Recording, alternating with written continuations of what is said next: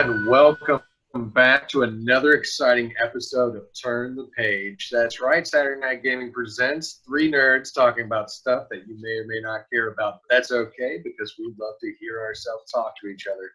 And don't forget to like, subscribe, and share with your grandmothers, because we are huge. We are a big hit in the retirement homes. Grandmas love us. So go ahead and share with them. They love to talk about comics just as much as anybody else. Before we get into the deep of anything, I'd like to see if there's any happy news out there today. Let's focus on something positive, because if it's not killer hornets, burning down riots, plagues destroying the world, and businesses going down, I don't want to hear about any of that anymore, because I think we've all been saturated with that. So, Ronnie, go ahead and kick it off. Tell us something positive that's coming out, some news, and some geekdom. Positive. Well, Mortal Kombat 11 Aftermath just dropped last week on Tuesday. Really good expansion to Mortal Kombat 11. Hands down, one of my favorite video game storylines of all time. Although I'm going to be a little bit biased, because I'm a huge Kerry Tagawa fan, especially him as Shang Tsung. And he just did phenomenal in it. There's two different endings. They brought back friendships. They brought 3 extra characters you can play as: Fujin, Shiva, and RoboCop. RoboCop, nice. Who's by who? RoboCop, you can actually have him fight against Terminator, which is great. But who voices RoboCop? Oh, who voices RoboCop? RoboCop. Peter Weller himself. Oh, nice. I didn't know they had gotten the Peter Weller. Did they get Arnold to do the Terminator? I don't think they did. They didn't get Arnold to do the Terminator, but it's a really good impersonator, so it sounds close. So basically, they released an entire game full of characters that people will choose to use to just play RoboCop versus the Terminator. Pretty much. Well, thanks, guys. That's great. That is a geek dream come true. Heck yeah, man. There's another geek dream come true, at least for Elon Musk. Yeah, tell us about it. I was pretty excited about that yesterday. Oh, yeah. I wasn't even aware of it until I got like a ping in my inbox that they were going to launch today. And I was like, oh. So, yeah, it was successful launch, unless, this is airing late and I haven't heard some horrible news. But as far as I know, it's good news. Yeah, everything comes up for now. Oh, good. Yeah, and that is the first time that we as America have actually launched men into space ourselves. We have been using, Russian assistance, I believe, this whole time since 2011, something like that. Whenever the shuttlecraft was decommissioned. Okay, but we did get men into space before. That really wasn't a green screen in California. Neil Armstrong did go to the moon. Oh, yeah, that's true. This is the first time that we've had privatized space launch. Yeah, we were getting the help after the shuttle decommission. We were getting our astronauts into space with, I believe, cosmonaut help. Yeah. That's true. But this isn't the first time we've gone to space. Oh no, of course not. Clearing that jam over the bread there. We've gone men in space before, but this is our first privatized American launch. And this is probably the cheapest we have ever been able to do it, which is paving the way to do it again and again. Right. If it's cheap and it's fun, we like to do it repetitively. Yeah, well, I mean, that's what you get with privatization. It's a profit-oriented business, so they want to keep costs down. Yeah, and pretty soon he's going to be running his hotel up in a synchronized orbit hotel of some sort. Oh, maybe like a ring around Earth. That would be nice. Yeah. Well, maybe not. Maybe not a huge ring around Earth. Not anytime soon. It doesn't. If it makes it all the way around Earth, it could be like compared. You don't want a halo? That'd be cool. I do, but I just don't see that happening tomorrow. But I could be wrong. Oh, okay. What if we build like a ring around the sun at Earth distance? The blue would kill half the world. I didn't know. But there's also something else that's interesting. speaking of like, you know, Around the Sun and stuff like that, Superman, Henry Cavill is actually, or Cavill, I keep forgetting how to I pronounce think his it's name. Cavill. I always pronounced it Cavill? Cavill. Henry Cavill. Like if it's not Cavill, he should really change it to that. Because Cavill does. I don't like it. If that's his real name, Henry Cavill. Henry Cavill. Change it to Cavill. Cavill. Well, regardless, he is supposed to be returning back to play Superman. Yeah, I heard that. That'll And make everybody a whole lot more calm on the subject, I think. So that's a good thing. That is positive news. He Yeah, looks very absolutely. good playing the part, and hopefully we get a little bit more of an upbeat director with a mind for connecting some properties together and doing it in a good, slow fashion. But that, yeah, that sounds great. I'm happy for that. Oh yeah, did the the, Snyder cut's coming out Snyder next cut. year. yeah, that's what I was going to mention. A Snyder cut. I was wondering if Henry Cavill reprised his role for like reshoots for that, because I know that they've spent a lot of money actually making the Snyder cut. Now, it didn't actually exist before. There was no such thing. It was just kind of an idea. But like now that everyone demanded it, they're like, all right, well, I guess we'll make it. So there's lots of extra stuff they got to do to actually make it a working film. And I've heard they've spent Since he doesn't have a a mustache lot of now, money. they could save some money. Oh yeah, they could save some money. From what I read, they've spent about some level over $30 million. Oh yeah, they spend more on his mustache than I've ever owned for a house. Or No, a I'm car talking about for the Schneider or cut. anything. Like they've spent a lot of money just producing the Schneider cut. So Yeah, it's over 30 million right now. They might be doing some reshoots and stuff like that. Also, they have to finish some of the CGI. Dark Side. And yeah, exactly, Dark Side, because Dark Side's actually in the Snyder cut. It's not just Steppenwolf. You also have Martian Manhunter. Ooh, I didn't know that. And Nice. the Ryan Choi Adam's actually in it too, but he might not be the Adam, just Ryan Choi. There's a lot more Is the stuff. Green Lantern? Is he in it? Not sure, but I know there's a lot more of Cyborg in the movie with his dad, Silas Stone. There's a lot more to deal with that.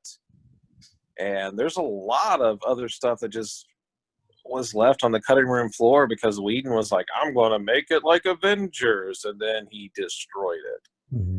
But I don't know how much I can blame one singular person.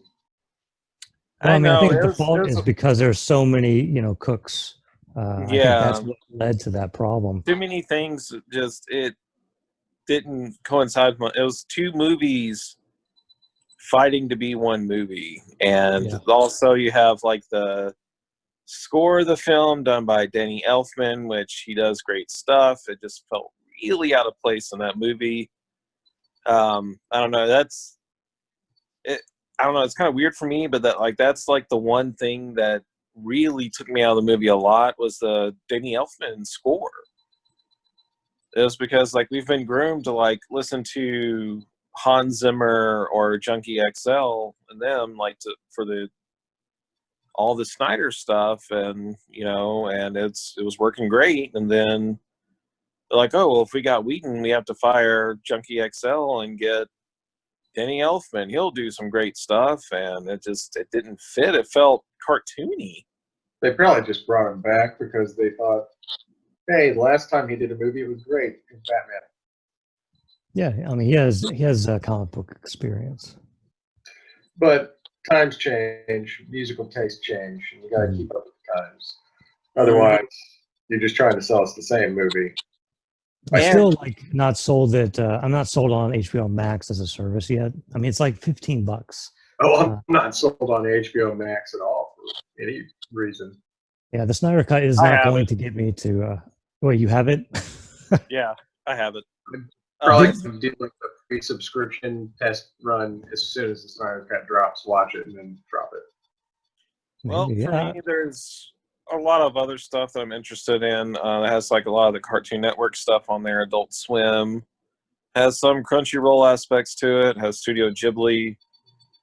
That's pretty cool. CBS. I'm surprised the Ghibli stuff's not on Disney Plus. Not CBS, excuse me. Well, yeah, it does have some of the CBS stuff on there. It has Big Bang Theory and Friends and all that stuff that Casey's really excited about. I It love has I a think lot Friend- of the movies too. but I don't think that would make me buy a channel when I can only watch TV for approximately 30 minutes a week. Oh well, dude, yeah. Then yeah, I would stay away from it. It's like I me. mean, I'll probably just stick with Disney Plus, and then use Amazon Prime to watch anything on rental. Mhm. Like That's for just- me, the reason I was really also really excited about this is that the spiritual successor to the regular show is going to be on here as well. Which I don't know why I keep forgetting the name. Are we of the talking show. about the show where there's like a bird and a raccoon? Yeah, Okay. Mark I just Hamill went- is in that Okay. show too. Yeah, I saw it pop up like as a add-on to YouTube TV, and like there's a free like week or something that they're gonna put out there for you to try it. So if like I can get that free week when the Schneider cuts out, that would be what I would do. Oh, dude, yeah. Like for me, the only reason I got it was because I was able to get it for $12 a month. Because they did the like if you pre-order it, you can do it that way. So that's what I did, so I could lock in that price for a year. Okay, So it's not too bad. That's like what like $1 or so over Netflix if you have like That's the bigger about what I TV. spent for that DC app. I got it. yeah, I'm canceling that. It's just not enough. Oh, I time. dropped it already. But I mean, for the year, it wasn't a bad price just to try it out, waiting for Disney Plus to happen. Mhm. I'm gonna watch rest of the Harley Quinn show when I get a chance. Because That was pretty it was funny. really good. That was pretty freaking funny. That one, Yeah, I love that show. The I Harley wouldn't have Quinn one. expected to be was their great. best product, but it was probably. Something that just occurred to me, guys. I want your opinion on it. Like when it was, back in the day, when there was You want? content we wanted no, not the Vietnam War, a little bit after that, but like, there's always content that I wanted, but there wasn't a copy of it, or it wasn't available, or they were just charging too much. And so what we did was steal it using various Napster, all that. secret networks. Yeah.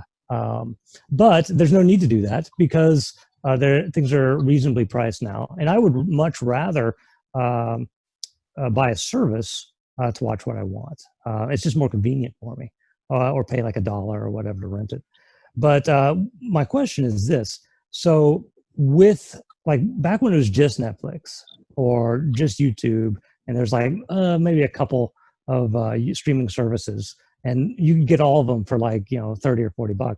Now that everyone and their grandmother is coming out with a streaming service, and they're all charging like $10-15 a piece, Add it up. do you think that people will be like, screw that, I can't afford like HBO Plus, I'm just going to go to the Pirate Bay now? And do you think you'll see a rise in piracy because of all these services? Well, It's one thing counterintuitive, you're gonna but- see is that it's just as expensive as when people had some sort of a cable network provider. So when you had that, you had to pick and choose your channels. You had to get the packages, bundle them together. No matter what you did, you couldn't not get ESPN because everybody watches sports, even if it's just golf. And it was really super expensive. You'd end up paying over $100. I'm afraid of that happening again. And not watch any of it. Well, what you're seeing now is that the rise of the streaming network got everybody excited because they're like, oh, I don't have to bundle the stupid stuff. I can pick and choose what I really want. I only pay $10. So everybody started signing on. But now it's all bundled packages. So depending on which streaming service you go to is what episodes of what you're going to get to see. And beyond that, you're going to have to get so many of these streaming services as they gradually go up $1 or $2 a year, like Netflix has been doing, until we're all paying $200 plus for something that we barely watch one series on. So why not just get Amazon Prime, pay your membership, and then buy what you want to watch? That's a good alternative. I'll tell you what I have and how I have it. So like I pay for Amazon Prime because it's just a great value. It's not just the streaming stuff and the rentals. You also get free 2-day shipping. And I also have Netflix, but I have just the one account, so that's like less than $10. And then I'm on a friend of mine helps me with YouTube TV, which is one of the more expensive of these services. I believe it's $50 a month, but he's got a family plan, and now I am his son, so that's how I get that. And my sister has a Disney Plus, and so. And I think that, it's kind of like back in the day when like you made a deal with your neighbor and you kind of ran a coaxial cord across a year. Yeah. But now your neighbor could be like across the country, and that coaxial cord is just the code. And a lot of these services actually encourage like other accounts, like you could put your son on your Netflix account, but your son could be off at college in another state. And no one really like. Yeah, wait for it. I bet they start cracking down on this stuff. They're going to start calling it piracy. It's just going to take one star complaining about it and saying that they're not getting the appropriate amount of money for this stuff. Well, I can think for like a service like Netflix, they can say like they know like if they say there's another account on the service, right? It doesn't matter if they live in the same house. They know he's watching stuff, and then they can tell the people that they buy the content from, like, this is our viewership, right? And that's how they sell themselves, in addition to the monthly fee for like advertising. I don't know. It's at the end of the day, they're not our saviors. They're just more businessmen, and businessmen are always going to be out to get more money and control over what you do. So we'll slowly see ads start to creep their way back in. We'll see our rates go up, and they'll take control of this. I mean, it's just how it's going to be until a new revolution happens, and we're getting like imagery downloaded directly into our brain. We're like, oh, we only pay $1 for this. This is great. It'll never go bad. And then you're like driving home from work one day, and a pop-up ad gets in your head, and you crash your car and you die. So, and then the family sues. And the pop-up ad, great life insurance. Sometimes it's a poison. It's ironically life insurance. And then the family sues, and then they just get paid off. Basically, they settle out of court, so none of that actually gets out there in the wild. No one hears about it. That's under the rug. Yeah, it's calculated into like the price that you're paying is, Yeah. You actually have a premium. That premium has death indemnity for you, $10,000. So just in case you die from our pop-up ads, you're covered. That's why if you don't drive yourself. Driving and getting into a wreck, give me a call. I am an Allstate agent. I will get you covered for good money. Good coverage too. See, and that is exactly how they're going to put ads in content like Netflix. They're not going to cut the commercial. The show itself, someone will be drinking a Pepsi, that type, very subtle. Like back in the 80s. Yeah, just like that. Coca-Cola everywhere, McDonald's on every door. Pizza. No, they're more savvy about it today. Back then, like, it was really in your face. But I think they're really more. That's that Ready Player One I just watched. They were doing the 80s motif. Yeah. And so there was product placement everywhere. Oh, it worked great within the context of that movie. I hope they got paid. I hope they got paid for all that. I paid money to rent it because I didn't believe I was going to like it. But then I got allergic to the movie. It got me not really in the heart, but more so in the inner geek child. I love seeing Gundams fighting Mecha Godzillas with, Iron Giant running around, not stepping on top of. I think the Turtles got me in the previews, Batman. But and I think there's a Ninja Turtle in it. When the big battle happened, there were I think several Ninja Turtles in it fighting on the battlefield, and Batman. I mean, that's totally going to be like, like if you go to one of these VR chats, like VR chat, you can make your avatar whatever you want. So you could easily have like a Ninja Be kind of Turtle. like that. So yeah, that'd be neat. Well, all right. Let's go ahead and cut to a break, and when we get back, let's go ahead and get down to business and talk about mythology in comic books. I hope you're ready for it. We'll see you when you get back. Hello, everybody. This is Dan once again coming back just to let you know a little bit about what we've been up to. We still have our Facebook page at facebook.com/turnthepage or you can now find us on our website at SaturdayNightGaming LLC.com/turn-the-page. So you should go ahead and check that out over there. We have links to our most recent episode. We have links to the shop. We have links to what's going on with Saturday Night Gaming as a larger company. Welcome back. And you can I check hope you all of enjoyed that our out commercials. over there It's time to talk at about mythology in SaturdayNightGaming comics. LLC.com. That's right, me. And now No, I'm going to talk we're about back it. to the show. Oh, that is I thought it was good- Thor. Yeah, I already missed Thor myself. But yeah, it's a good point. That's one of the most famous characters we have right now. That's based on a mythology character in comics. But one thing before we get started, I feel like we have to throw this out there, and that's the meaning of the word mythos. Before we touch on this, mythos just means story. So if anybody views their own religion as not being a mythos, you're wrong. Everybody's religion is a mythos. So if at any point in time any of us get a little bit theoretical here and step on religious toes, we didn't mean to. They're all stories. All right. So, I think that it's interesting to me, and I don't know about you guys, but for No, as it's long interesting to me.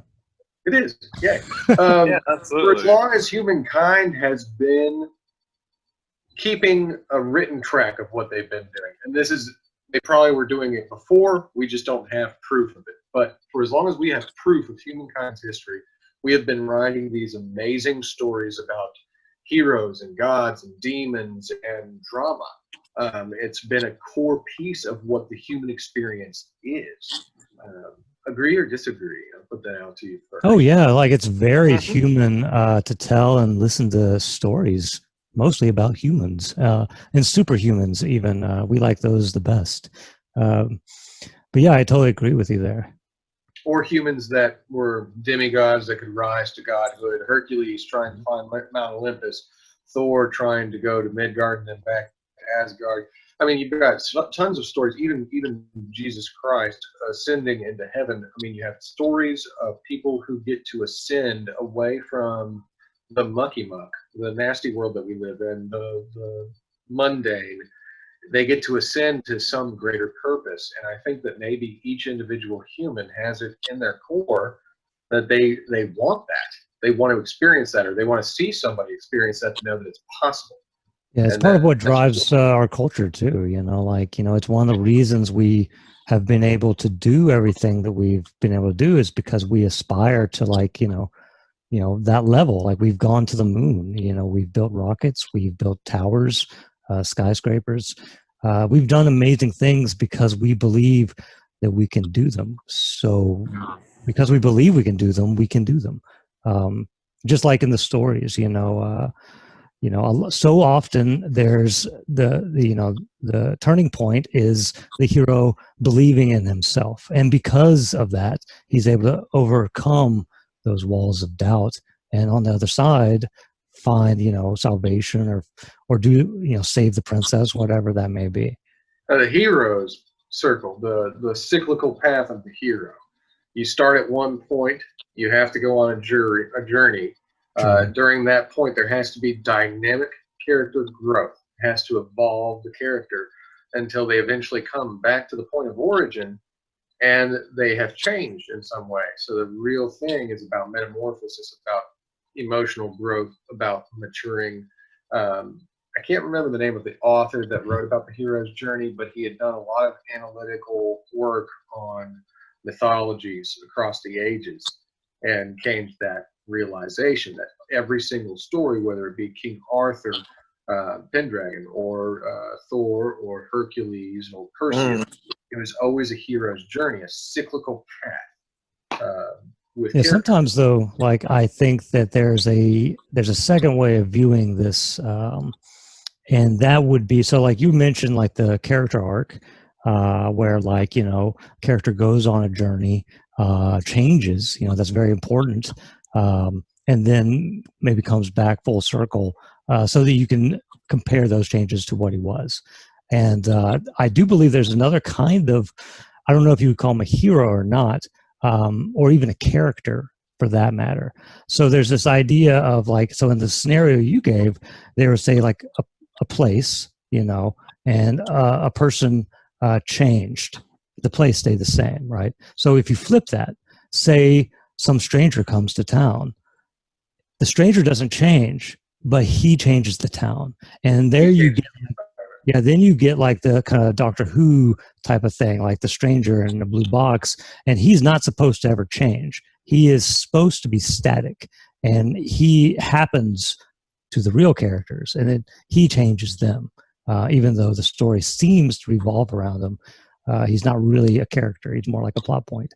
But Well, we've had there have been a lot of scholars that have talked about it. I mean, just myth narratives. You got Edward Burnett, Tyler, Otto Rank, Lord Raglan, whoever that is. Eventually, hero myth pattern studies were even popularized by Joseph Campbell, and then influenced by Carl Jung, who is like psychology's king. That's why I don't think that the Doctor is a hero, like in this sense.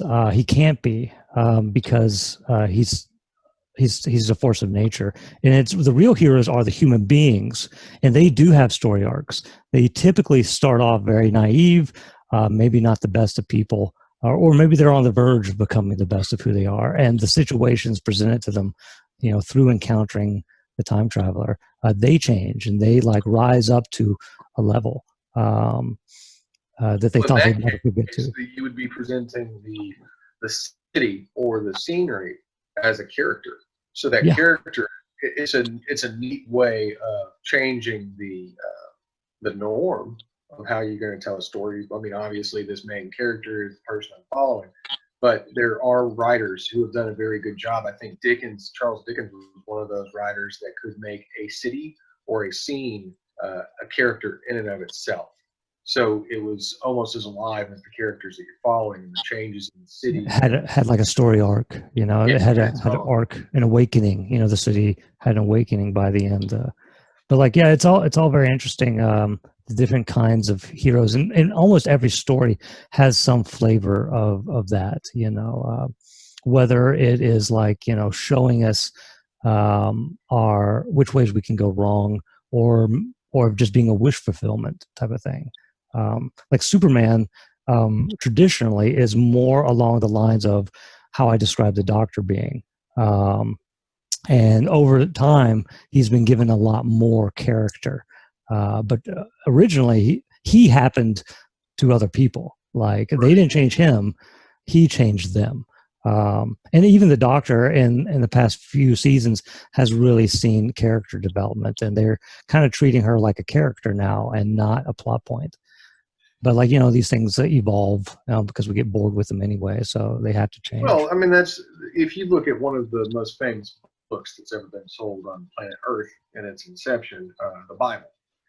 I think that one of the most fascinating things about that was not just that you had a character hero that was introduced to a world that was in chaos, and then he came to still that chaos and save people or whatever he was doing. Right. It's a good example of that kind of story arc where the main character, like Jesus in this sense, he doesn't change. It is he changes, But see, that's one thing I propose to you is that if no matter how many times, however many people are going to read the book, they're going to all come away from it. Each time they read it with something new.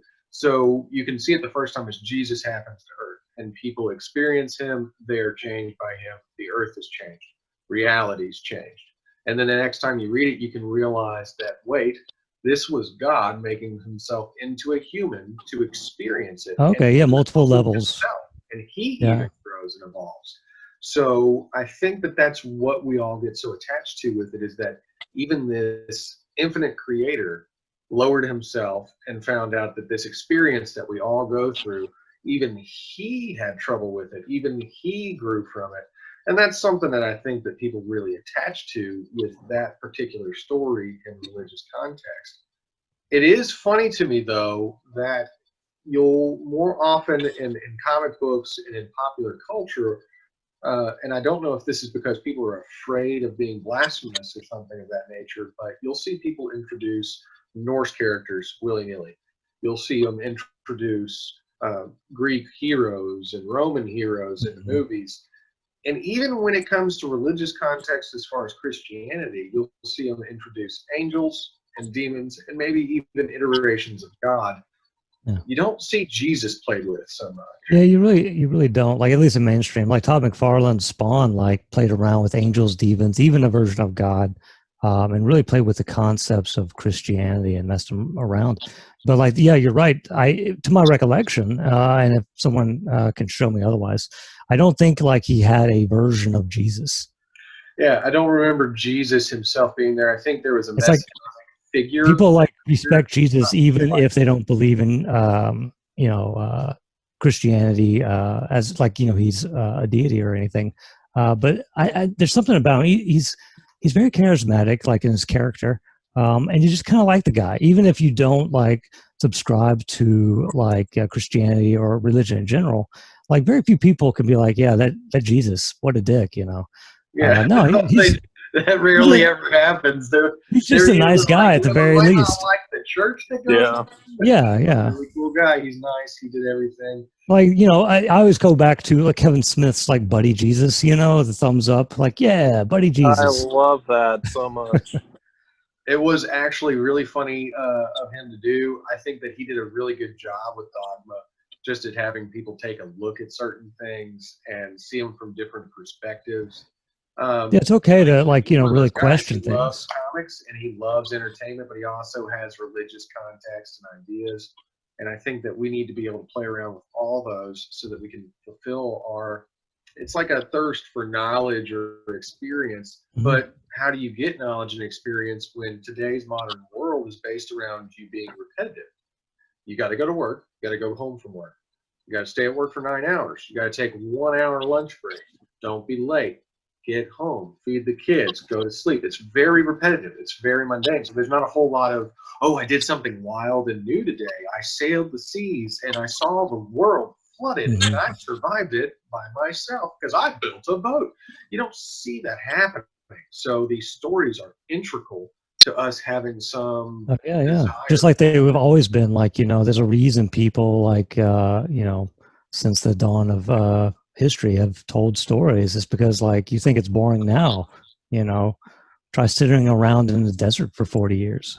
Try sitting in a cave trying to draw one picture of a freaking brontosaurus that nobody's ever going to believe you saw in some cave in France. Yeah, sure, buddy, we believe you. Yeah, it was a really big horse with a long neck. But no, I think that mythology has been a huge influence of people, even Tolkien. Oh, yeah. His influence was very strongly Nordic. Even Gandalf the Grey was something very much Odinic. You have all of the elves and tons of creatures straight out of Nordic myth. And that's just Tolkien from top to bottom. It's all Nordic myth. It's very, very much Viking stuff. So it interests people, it intrigues people, but they don't necessarily go sit and read the book or sit and watch the movie and think to themselves, wow, Gandalf is so cool. He's so Odin. But the character is very much mirrored exactly off of the character Odin. So it's just really funny to me. We can have a lot of these characters, such as Narnia. There's a big lion in Narnia. Aslan.